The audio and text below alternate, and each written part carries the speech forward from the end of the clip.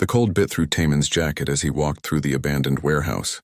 His breath came out in white clouds. The mining colony of Vast Reach 7 was always cold, but tonight felt worse than usual. He pulled his collar tighter and swept his flashlight across the empty space. He was looking for spare parts. His cargo ship needed new filters, and buying them new would cost too much. The old warehouses always had something useful if you knew where to look. Most people avoided this area. They said it was haunted. Taman did not believe in ghosts. His light caught something in the corner. A pile of old tarps and broken crates. Nothing special. He was about to turn away when he heard it. A sound. Soft. Almost like breathing, but not quite human.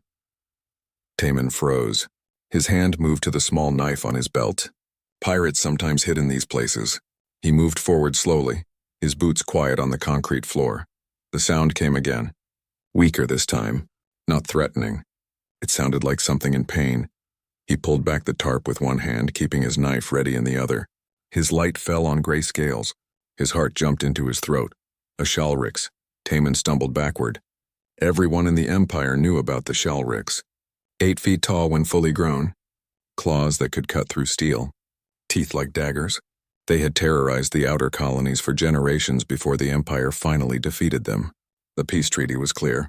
Any Shalrix born with the rage mutation had to be killed. No exceptions, but this was not a warrior. This was a cub. It lay curled in a tight ball, shivering. Its scales were mottled gray instead of the pure black of healthy Shalrix. One of its legs twisted at a wrong angle. Its ribs showed through its thin skin. The creature's eyes opened, and they were clouded with fever. The cub tried to lift its head. It made a weak hissing sound and snapped its small jaws at him. The movement cost it. The creature collapsed back down, its breath coming in short gasps. Taman should have walked away. Every law said this thing should die. Every survival instinct screamed at him to leave. The Empire had killed millions of Shalrix during the war. This cub would grow into a killing machine. That was what everyone said. He looked at the creature again. It was dying, left here alone in the cold, abandoned by its own kind because of its gray scales, marked as defective, thrown away like garbage. It was just a baby. Taman made a decision that would change his life forever. He took off his thermal jacket and wrapped it around the cub. The creature was surprisingly light. It barely had the strength to struggle. It bit his hand weakly, its small teeth barely breaking the skin. Then it seemed to realize he was warm, and it pressed against his chest. Getting back to his ship was the longest walk of Taman's life. He kept his head down and moved quickly through the dark streets. The colony was quiet at this hour. Most workers were either asleep or drunk in the bars. No one paid attention to a cargo hauler carrying a bundle. His ship was small, just enough room for the cockpit, a tiny sleeping area, and the cargo hold. He had named it the Morning Star. It was old and needed constant repairs, but it was his. He laid the cub down on his bunk and turned up the heater. The creature's breathing was shallow. He found his medical kit and scanned the cub with his basic diagnostic tool. The readings made him wince: malnutrition, dehydration, infection in the broken leg. Without help, it would be dead by morning. Taman had some veterinary training from his time on a farming colony. Not much, but enough to handle sick animals. He hoped it would be enough. He gave the cub water first, just a little at a time through a dropper. It swallowed weakly. Then he prepared a nutrient solution and injected it slowly. The cub whimpered but did not fight. Either it was too weak or some part of it understood he was trying to help. The broken leg was harder. He had to set it and wrap it in a splint. The cub cried out when he touched the injury. The sound was surprisingly high-pitched. Not the roar of a predator. Just the cry of something small and hurt. When he finished, Taman sat back and looked at what he had done. He had just committed a crime that could get him executed.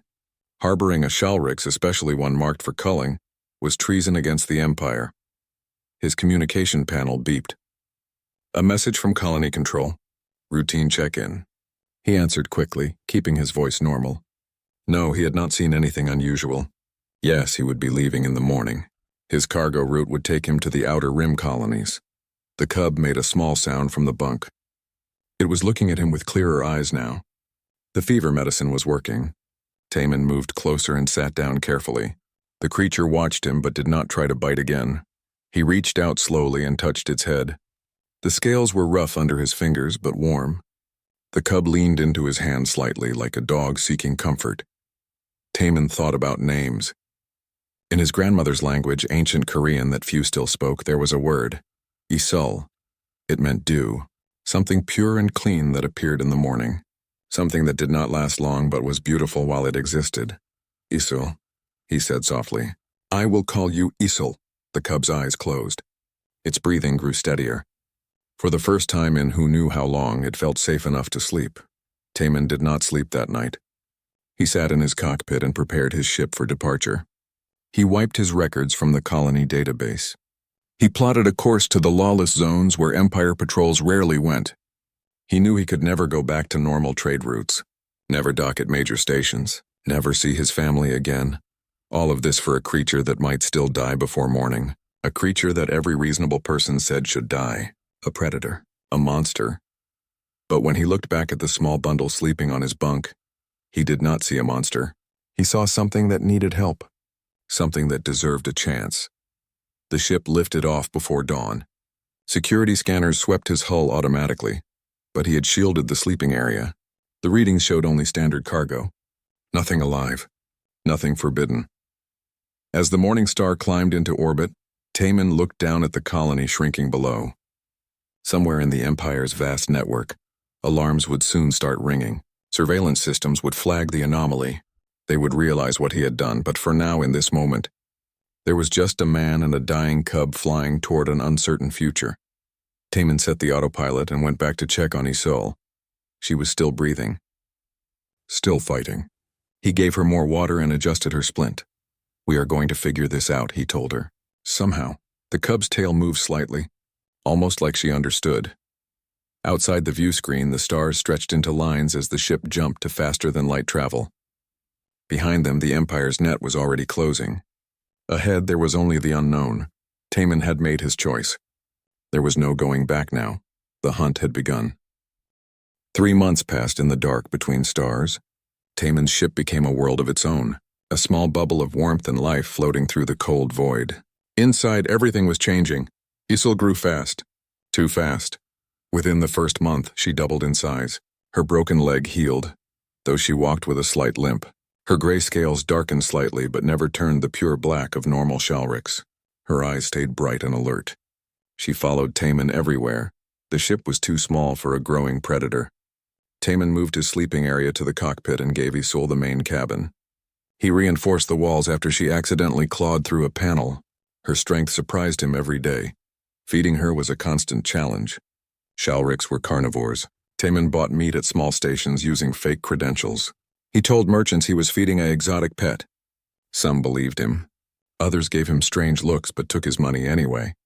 In the lawless zones, people learned not to ask too many questions, but meat alone was not enough. Isul needed to hunt. Her instincts demanded it. Taemin saw it in the way she stalked shadows, the way her pupils widened when she saw movement. She was born to chase and kill. He could not let her become a mindless killer. That would prove the Empire right.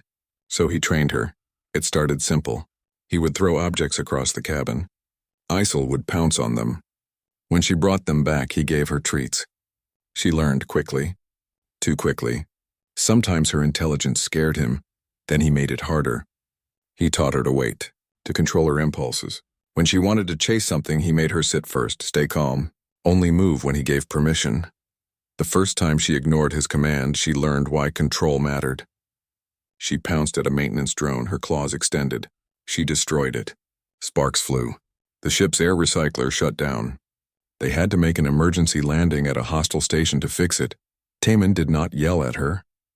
He simply showed her the broken drone, showed her the empty air tanks, explained calmly that her actions had consequences. Not just for her, for both of them. Isol's ears flattened against her head. She made a low sound, almost like shame. Taemin had never heard of a Shalrix feeling shame. After that, she listened better. She learned that her strength could destroy. That power without thought was dangerous. Every day they practiced. Every day she improved. The breakthrough came during a supply stop at Redstone Haven. It was a rough colony. Miners and smugglers, the kind of place where fights broke out every night. Taemin needed parts and food. He left Isul on the ship with strict orders to stay hidden. He was in the market when he heard the screaming. A child had fallen into an old mining shaft. The opening was narrow, too small for adult humans to fit through. The mother was crying, begging for help. The locals just watched. This kind of thing happened sometimes. The shafts were everywhere. Taman ran back to his ship. He found Isul waiting at the airlock. She had heard the screaming, too. Her muscles were tense. Ready to run. "Can you fit through a narrow space?" he asked her. She tilted her head. Confused, he showed her a picture on his datapad. The shaft. The child. He pointed down, then at her, then made a lifting motion. Isul understood. She rushed past him into the colony. Taman ran after her, his heart pounding. If people saw her, they would panic. They would call the Empire. Everything would end, but Isul moved like smoke. Fast and low, she reached the shaft before he did. The crowd gasped when they saw her. Several people reached for weapons. The mother screamed. Taman pushed through the crowd. "Wait, she can help." "That is a Shalrix," someone shouted. "Kill it!" But Isul was already moving. She slid into the shaft opening. Her body compressed in ways that should not be possible. She disappeared into the darkness. The crowd fell silent. Taman knelt at the edge and shined his light down. He could see nothing. Just darkness and the sound of shifting rock. Seconds felt like hours. Then he heard it. A child crying. Getting closer. Isul emerged from the shaft with a small boy held gently in her jaws. The way a cat carries a kitten. Her teeth did not break his skin. She climbed out and carefully placed him on the ground. The child was dirty and scared but alive. His mother grabbed him and held him tight. She stared at Isul with wide eyes. Everyone stared. Isul sat down next to Taman, waiting, calm. Her tail swept the dust once. "Good girl," Taman said quietly. His hands were shaking. "Very good girl," the crowd murmured. Confused, uncertain, a Shalrix had just saved a human child. That was not supposed to be possible. Taman and Isul left quickly before questions became dangerous. But something had changed. Word spread through the underground networks. The impossible story. A human with a Shalrix that saved instead of killed. Not everyone believed it. Most thought it was just another wild tale from the frontier. But some believed. Outcasts and refugees. People who had been cast aside by the Empire. They started seeking Taman out. The first was Bora. She was human, but her genetic modifications made her illegal in Empire space. Extra neural processing. Enhanced reflexes. The Empire called people like her abominations. She had been running for 2 years. She found Taman at a fuel station. "I heard about you," she said. "About what you are doing. I want to help." Taman was suspicious. Help with what? Building something different. A place where people like us can exist. Where the Empire's rules do not reach. Others followed. Daehyun, a former Empire pilot who refused to bomb a civilian target and was marked for execution. Yoonji, a doctor whose medical research was deemed too dangerous. Slowly, carefully, a group formed. They moved between stations, never staying long, always watching for Empire patrols.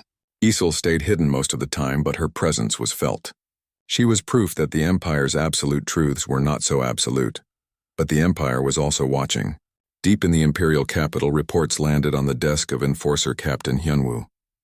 He was the Empire's best hunter. Cold, efficient. He had captured more fugitives than any other officer. He read the reports about Taman. About the Shalrix cub, he read eyewitness accounts of the rescue at Redstone Haven. He studied Isul's genetic profile from the colony database. This was his new assignment. Retrieve the Shalrix. Eliminate the human. Restore order, Hyunwoo accepted without hesitation. He did not understand why Taman had done this. Sympathy for animals was one thing, but a Shalrix was not an animal. It was a weapon. A mistake of evolution that the Empire had wisely decided to correct. He assembled his team. 6 of the best soldiers in the Suppression Corps. They tracked Taman's movements through financial records and surveillance footage. They predicted his route. They set a trap at Redstone Haven. Taman walked into it without knowing. He was buying supplies when Hyunwoo's team surrounded the market. Soldiers in black armor, weapons raised, people scattered. "Taman," Hyunwoo's voice came through speakers. "You are under arrest for crimes against the Empire. Surrender the Shalrix and we will make this quick." Taman's blood ran cold. He was unarmed, trapped, His ship was 3 blocks away. He would never reach it. Then Isil appeared. She had followed him despite his orders. She was huge now, nearly 6 feet at the shoulder. Her claws scraped the stone street. She positioned herself between Taemin and the soldiers, but she did not attack. She stood her ground, growling low. A warning, protecting. Hyunwoo stepped forward. He had killed adult Shalriks before. This one was still young, still manageable. He raised his weapon. Isil met his eyes. There was intelligence there, clear and bright. Not the mindless rage he expected. She was choosing not to attack, choosing restraint. Something made Hyunwoo pause. Just for a second, just long enough Taemin grabbed Isol's neck. Run! They ran. Isil was fast, faster than the soldiers in their heavy armor. She carried Taemin on her back through narrow alleys. Her claws found purchase on walls. She climbed impossible surfaces. Within minutes they reached the ship. The Morning Star launched under fire. Shots scorched its hull. Alarms screamed. But they made it to orbit, jumped to light speed, escaped. In his command ship, Hyunwoo watched them disappear. His team waited for orders. He said nothing. He kept thinking about that moment. The way the Shalriks had looked at him. The way it had chosen not to kill. His training said it was impossible. His experience said it was impossible. But he had seen it with his own eyes. For the first time in his career, Hyunwoo felt something he had never felt before on a mission. Doubt. In the Morning Star's cockpit, Taemin held Isul close. She was breathing hard from the run. Her heart beat fast against his chest. We cannot keep running forever, he told her. Isul made a soft sound, almost like agreement. Taemin looked at the star maps, at the vast empty spaces beyond Empire control, at the forgotten places where outcasts gathered. Then we stop running, he said. We find a place to stand. And we build something they cannot ignore. Isol's tail moved. Her version of a nod. The chase had begun. But so had something else. Something that would shake the foundations of the Empire itself. A revolution born not from anger, but from compassion. The moon of Kyungri was a forgotten place. It orbited a gas giant in a system nobody wanted. Too far from major trade routes. No valuable minerals. No strategic importance. The Empire's maps listed it as uninhabitable. That made it perfect. Taemin landed the Morning Star in a valley between ancient rock formations. The air was thin but breathable. Water ice lay beneath the surface. With work, people could survive here. They were not alone. Bora had arrived first with 2 ships full of supplies. Daehyun brought construction equipment stolen from an Empire depot. Hyunji set up a medical station in a cave. Others came too. Dozens at first. Then hundreds. They came from everywhere. Humans who refused to follow unjust orders. Alien species deemed incompatible with Empire society. Genetic variants. Political refugees. All of them tired of hiding. All of them ready to build something new. Isul was the symbol that held them together. A predator who chose peace. A monster who learned love.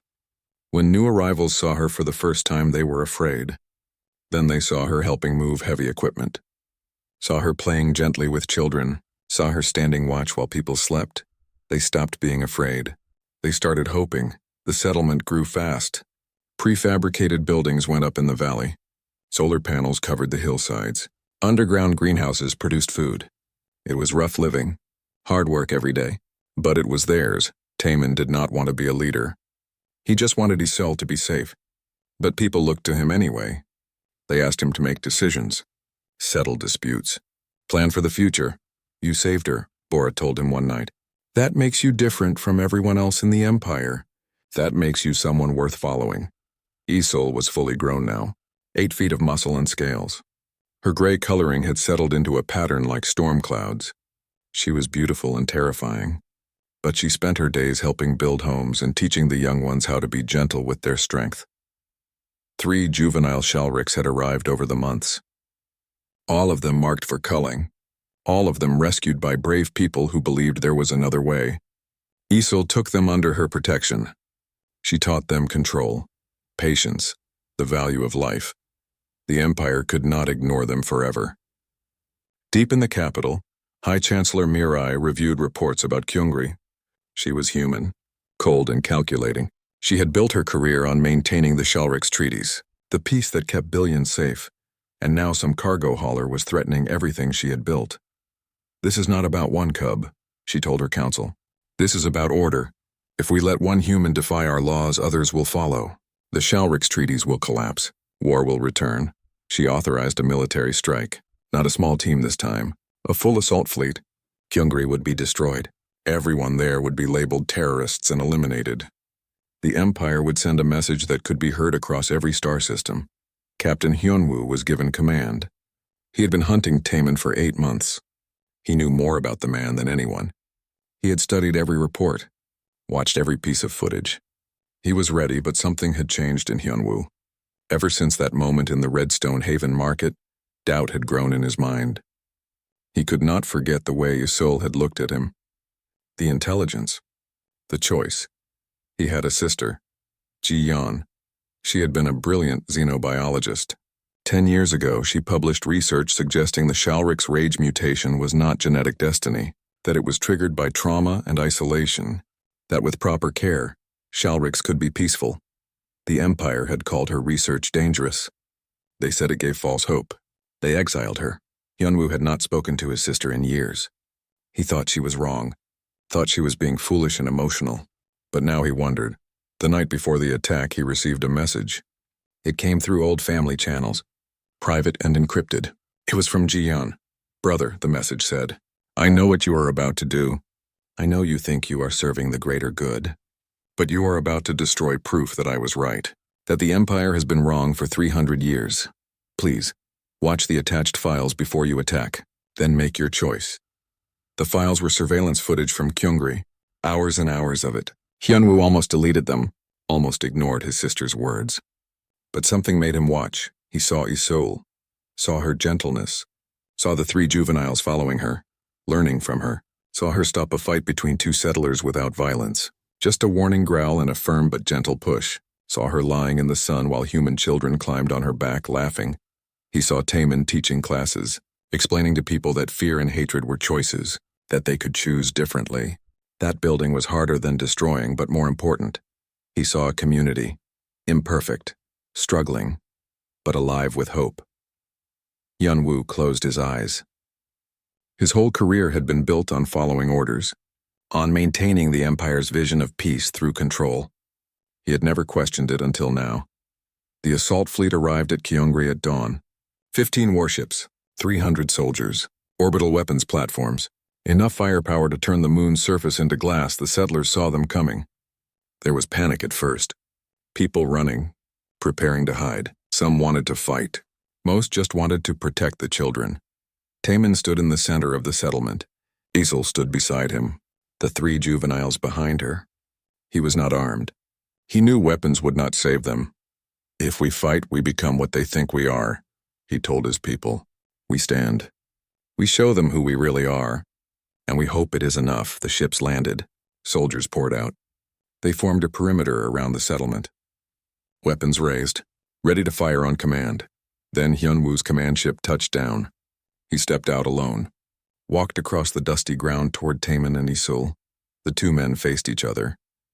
Hunter and fugitive. "Enforcer and rebel. You know why I am here," Hyunwoo said. "Yes," Taemin replied. "To destroy everything we built. To kill Isolde and prove the Empire is right. The Empire is trying to prevent another war. The Empire is trying to avoid admitting it was wrong." Hyunwoo looked at Isolde. She watched him calmly.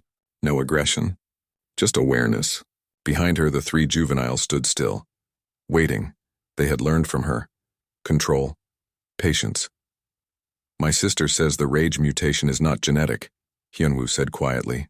"She says it is environmental, that Shalrix become violent when they are isolated, traumatized, treated as weapons instead of beings." "Your sister is right," Taemin said. "Isolde was dying when I found her, abandoned, left to freeze. But I gave her warmth, food, safety, love. She never became the monster the Empire said she would be." Isolde took a step forward. Slowly, her movements deliberate. She lowered her massive head and made a soft sound. The same sound Shalrix use with family. With those they trust. Hyunwoo's hand was on his weapon. He could end this now. 1 shot, orders followed. Career secure, but he thought about his sister, about the footage he had watched. About 300 years of policy built on fear. His hand moved away from his weapon. "Stand down," he said into his communicator. His soldiers hesitated. The order confused them. "Stand down," Hyunwoo repeated. "That is an order." On the orbital platform, High Chancellor Mirai was watching through satellite feeds. She saw Hyunwoo lower his weapon, saw him betray everything the Empire stood for. "Override his command," she said coldly. "Secondary fleet, prepare to fire orbital strikes. Target the entire valley. Leave nothing alive." Alarms blared across the settlement. Taemin looked up and saw the weapons platforms powering up, saw the targeting lasers painting red dots across the buildings. "Get everyone underground," Bora shouted. People ran. Parents grabbed children. The sick and elderly were carried toward the caves. But there was not enough time. The platforms would fire in seconds. Kyungri would burn. Hyunwoo's communicator crackled. His own fleet was receiving orders directly from the capital. His authority was stripped. He was now classified as a traitor. He looked at his soldiers, saw confusion in their faces, saw doubt. They were good people, following orders because they believed it was right. "Listen to me," Hyunwoo said over the open channel so all his troops could hear. "I have hunted enemies of the Empire for 15 years. I have never questioned my orders. But what we are about to do is not justice. It is murder. These people are not terrorists. They are refugees building a home, and the Shalriks here are not mindless killers. They are proof that we have been wrong." The soldiers looked at each other, uncertain. "I am giving you a choice," Hyunwoo continued. "Follow the Empire's orders and help them destroy innocent people. Or stand with me, protect them, and help build something better." The orbital weapons reached full charge, 5 seconds to firing. Then one of Hyunwoo's lieutenants stepped forward. "I stand with the captain." Another soldier moved to join him. Then another. Within seconds, half the force had broken ranks. They turned their weapons toward the sky, toward the platform's defensive positions. Hyunwoo shouted, "Protect the settlement." The platforms fired. Beams of superheated energy lanced down from orbit, but Hyunwoo's ships moved to intercept. Their shields absorbed the strikes. Explosions lit up the dawn sky. Isolde roared, a sound that carried across the valley. The 3 juveniles joined her. It was not a roar of aggression. It was a war cry, a promise to protect. The young Shalrik spread out across the settlement. They used their bodies to shield the humans. Their scales could withstand heat that would turn flesh to ash. The Empire was breaking apart. Not with war, not with explosions, but with questions. Jion's research spread across every world. Scientists reviewed her data. They found it solid. 300 years of policy built on flawed assumptions. The Shalrik's rage mutation was not inevitable. It was created by cruelty and isolation. The Empire had been making monsters, then killing them for being monstrous. Protests erupted on core worlds. People demanded answers. How many cubs had been killed unnecessarily? How many families destroyed? The peace treaty with the Shalriks had been built on a lie. High Chancellor Mirai tried to contain the damage.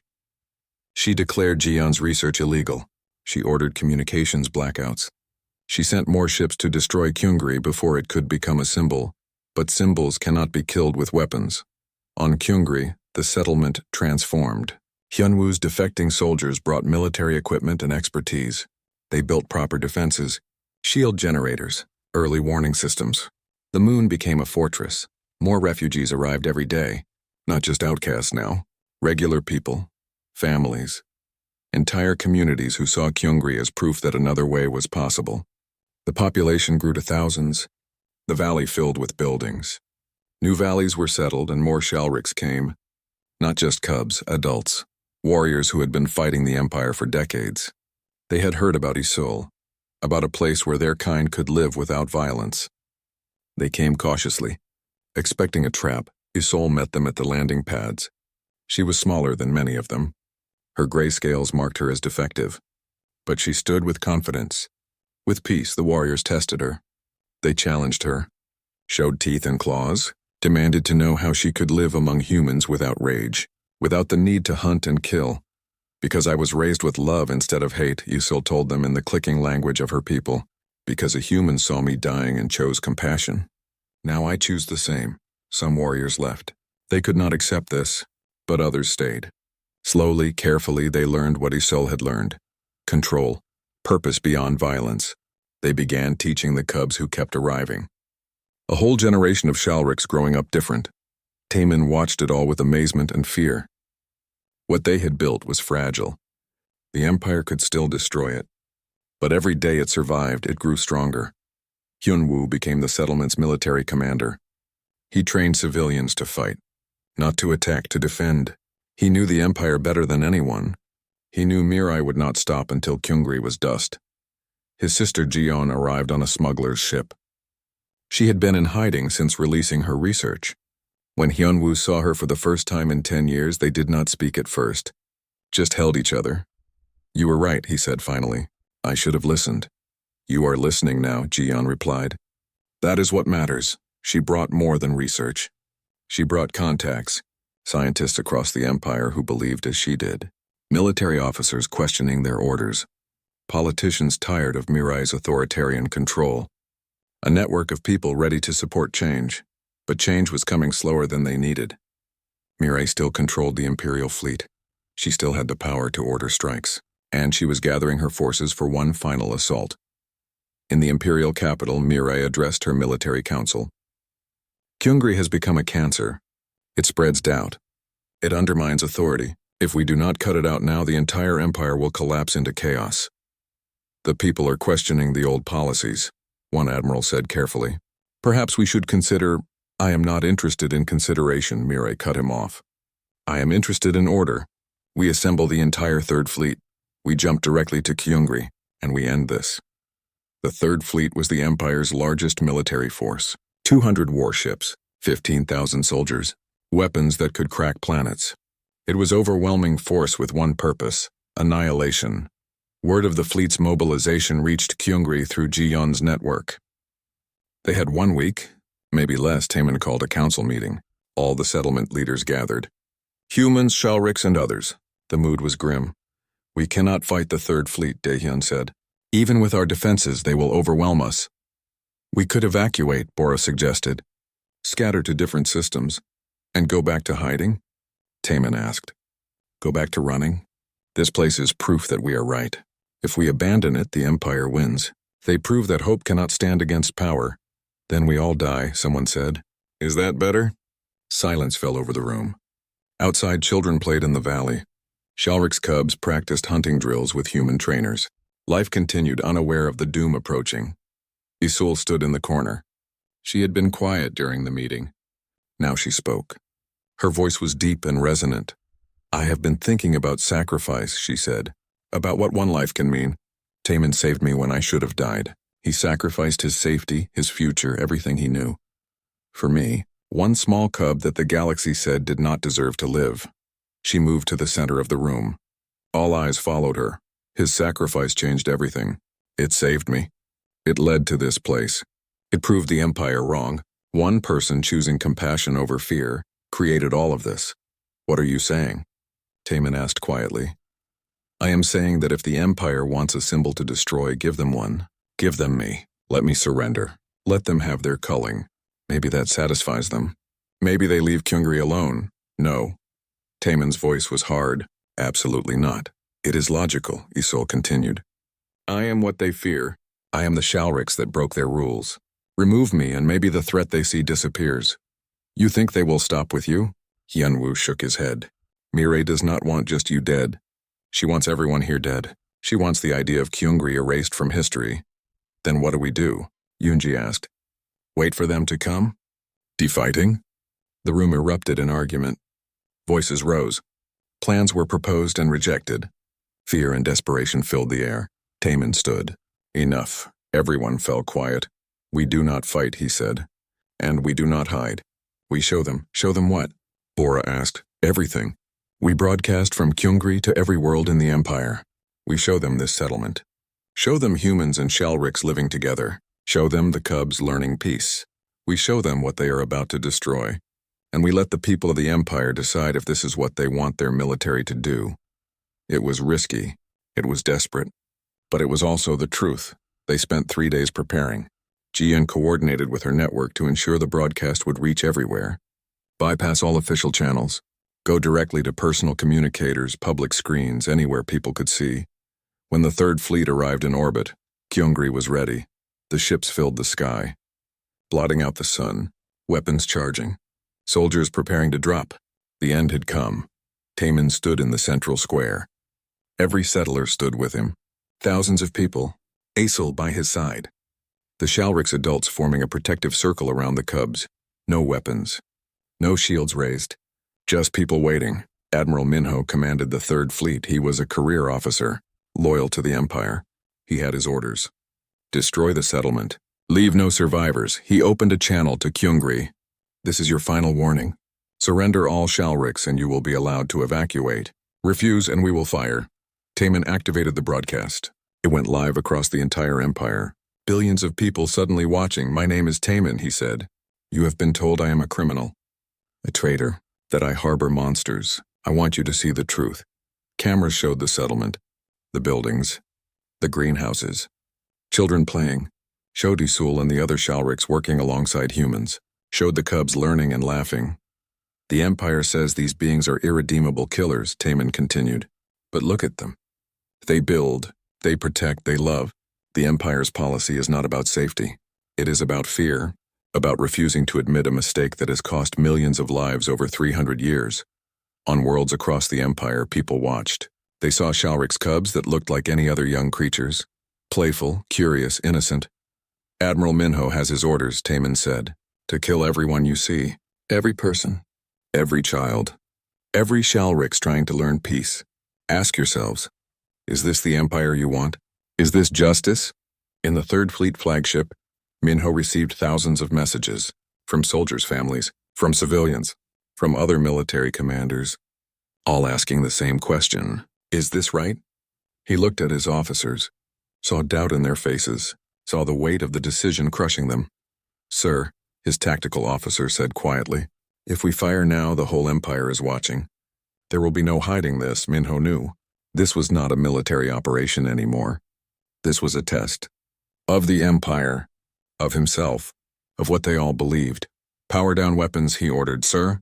His officers stared at him. You heard me. Power down weapons. Deploy landing craft. But not for assault. We are going down to talk. On Kyungri, the weapons platforms went dark. Landing craft descended. But they carried negotiators, not soldiers. High Chancellor Mirai watched from the capital, saw her final plan falling apart, saw her authority crumbling.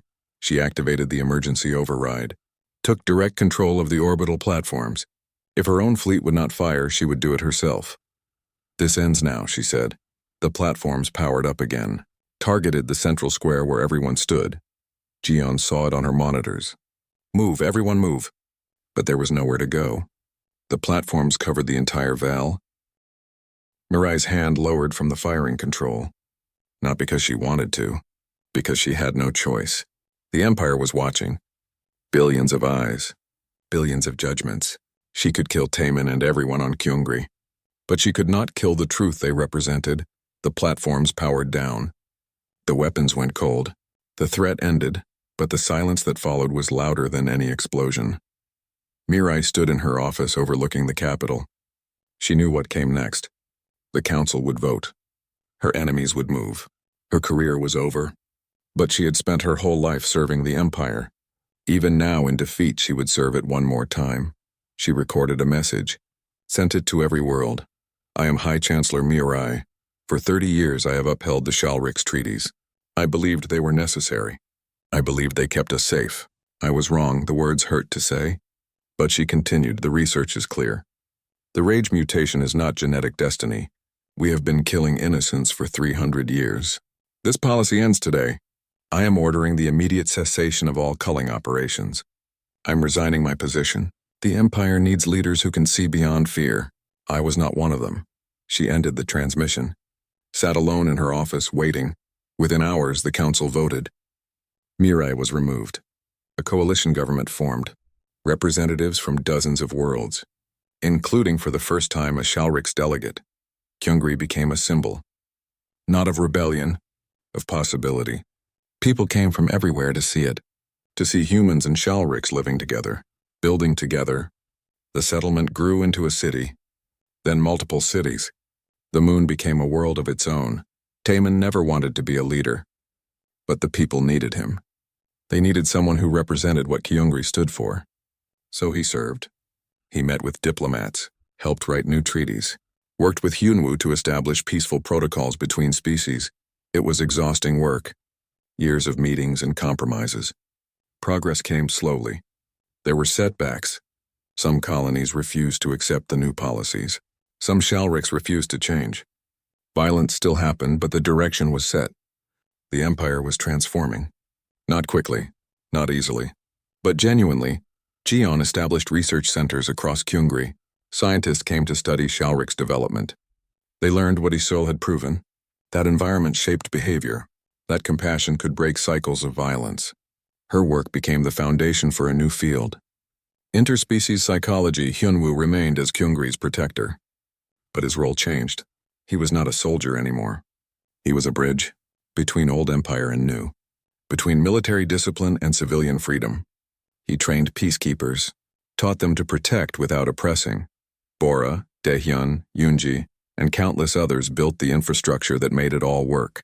Schools, hospitals, power systems, communication networks, the unglamorous work that turned an idea into a functioning society. And Isol. She became something the galaxy had never seen. A Shalrik's elder without conquest in her history. She spent her days with the cubs. Dozens of them now, all rescued from culling, all learning the path she had learned. She taught them to hunt, because they needed that. It was in their nature. But she also taught them to hunt with purpose, to respect life even when taking it, to understand that strength was a responsibility, not a right. The cubs adored her. They followed her everywhere, copied her movements, learned her patience. She was mother to a generation that would change their entire species. Years became decades. Taman's hair turned gray. His hands grew weathered. The young man who had found a dying cub in a warehouse was now an old man. His body was tired, but his work was not finished. On his 70th birthday, representatives from across the empire came to Kyungri. They brought gifts, stories, gratitude. The settlement had become a model. 20 other worlds had established mixed communities based on Kyungri's example. The Shalrik species was recovering, their numbers growing. But more importantly, their culture was evolving. They were learning to value life differently, to see strength not just in dominance but in cooperation. It was not perfect. There were still conflicts, still hatred in some corners, but it was better. Measurably, significantly better. Taman sat in the square where he had once faced down the Third Fleet. Isol lay beside him. She was huge now, covered in scars from the years, but still graceful, still gentle. "I am tired," Taman said quietly. Isol made a soft sound. "Understanding. I want to sleep, really sleep, not wake up to more meetings and problems." She laid her head on his lap. Her scales were warm in the sun. "You did well," Taman told her. "Better than I ever imagined. You became exactly what I hoped, not despite being Shalriks. Because of it. You showed them that nature is not destiny, that we all have choices." Isol's eyes closed. She breathed slowly, peacefully. The medical staff at Kyungri had been monitoring Taman for months. His heart was failing. The doctors could extend his life with treatments, keep him going for years, but he refused. He had lived a full life, done what he set out to do. He was ready. He spent his last days surrounded by friends, by the community he had built. Children who had grown up on Kyungri came to thank him. Shalrik's warriors who had learned peace bowed before him. Humans who had found sanctuary here told him their stories. Hyunwoo visited. They sat together in silence for a long time. Two men who had been enemies, who became allies, who became brothers. "You changed my mind," Hyunwoo said. "I thought I knew everything, thought the Empire's way was the only way. You showed me I was wrong. Thank you." Jeon came with her children, 3 young scientists, growing up in a world their mother had helped create. "You gave my research meaning," she told Taman. "I had the data. You had the courage. Together we changed history." On his last night, Taman lay in his bed. Isol curled around him, keeping him warm, like he had kept her warm so many years ago in his small cargo ship. "I am going to sleep now," he whispered. Isol pressed closer. She knew what he meant. Take care of them. All of them. Show them the way, she rumbled softly. A promise. Taman closed his eyes. He thought about that cold warehouse, the dying cub, the decision that changed everything. He had no regrets, none. He died peacefully, surrounded by love. His last breath was easy. Isol's roar shook the valley. It carried across the cities, across the mountains. Some said it reached the stars themselves. It was grief, pure and overwhelming, but it was also gratitude, a thank you to the human who had saved her, who had given her life meaning. She stayed by his body for 3 days, would not let anyone approach. On the 4th day, she finally stood. She had work to do, a promise to keep. The funeral was massive. Thousands attended, people from across the empire. They built a monument in the central square, not a statue of Taman as a hero, just a simple stone. With words carved deep, he saw a child who needed help. Species did not matter. That changed everything. Isol lived for another 40 years. She watched Kyungri grow into a thriving world, watched the Shalrik species transform, watched peace take root where there had been only war. She trained hundreds of cubs. They spread across the galaxy, teachers, protectors, builders, a new generation carrying forward what Taman had taught. When her time came, she died surrounded by her cubs, dozens of them, all colors, all sizes. She had outlived most humans she knew, but Taman's legacy lived on through her. They buried her next to Taman, 2 monuments side by side, human and Shalriks, teacher and student, father and daughter. The empire continued to change, slowly, with setbacks, but the direction was set. Species learned to live together, not perfectly, but genuinely. Statues of Taman and young Isol appeared on worlds across the galaxy, not as gods, not as perfect beings, just as symbols of what was possible when someone chose compassion over fear. Children of all species learned their story. The human who adopted a predator cub, the cub who learned peace. How 2 beings, both cast out by their societies, built something that shook the foundations of an empire. In Shalrik's culture, a new tradition emerged. When cubs came of age, they would recite the story of Isul.